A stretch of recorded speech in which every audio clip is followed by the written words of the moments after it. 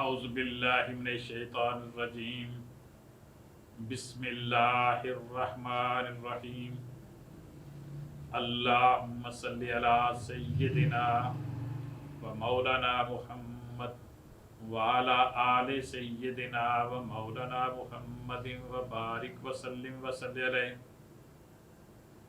حضرات محترم، ہم نے پہلے جو حدیث پاک پڑھی تھی وہ تھی احسان کے متعلق۔ آج بھی ہم احسان کے متعلق ہی پڑھیں گے۔ احسان ہے کیا؟ احسان ہے کسی کام کو بہت ہی اچھے طریقے سے، احسن انداز میں، خوبصورت طریقے سے کرنا۔ آج ہم پڑھیں گے حضرت ابی ذر رضی اللہ تعالی عنہ روایت کرتے ہیں کہ مجھے میرے حبیب صلی اللہ علیہ وآلہ وسلم نے فرمایا کہ میں خشیت الہی میں ایسا ہو جاؤں گویا میں اسے دیکھ رہا ہوں، پس اگر میں اسے نہیں دیکھ سکتا تو وہ تو مجھے یقیناً دیکھ رہا ہے۔ اسی احسان کے ریلیٹڈ حضرت انس بن مالک رضی اللہ تعالی عنہ فرماتے ہیں کہ حضور نبی اکرم صلی اللہ علیہ وآلہ وسلم نے فرمایا، احسان یہ ہے کہ تو اللہ تعالی کے لیے اس طرح عمل کر گویا تو اسے دیکھ رہا ہے، پھر اگر تو اسے نہیں دیکھ سکتا تو یقیناً وہ تجھے دیکھ رہا ہے۔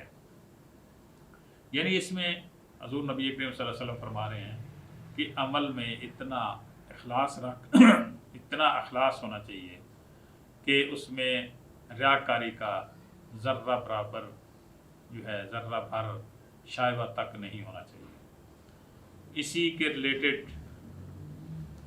حضرت زید بن ارقم رضی اللہ تعالی عنہ روایت کرتے ہیں کہ حضور نبی اکرم صلی اللہ علیہ وآلہ وسلم نے فرمایا، اے بندہ خدا اس طرح ہو جا گویا اللہ تعالیٰ کو دیکھ رہا ہے، اگر تم اسے نہیں دیکھ رہے ہو تو وہ تو یقیناً تمہیں دیکھ رہا ہے۔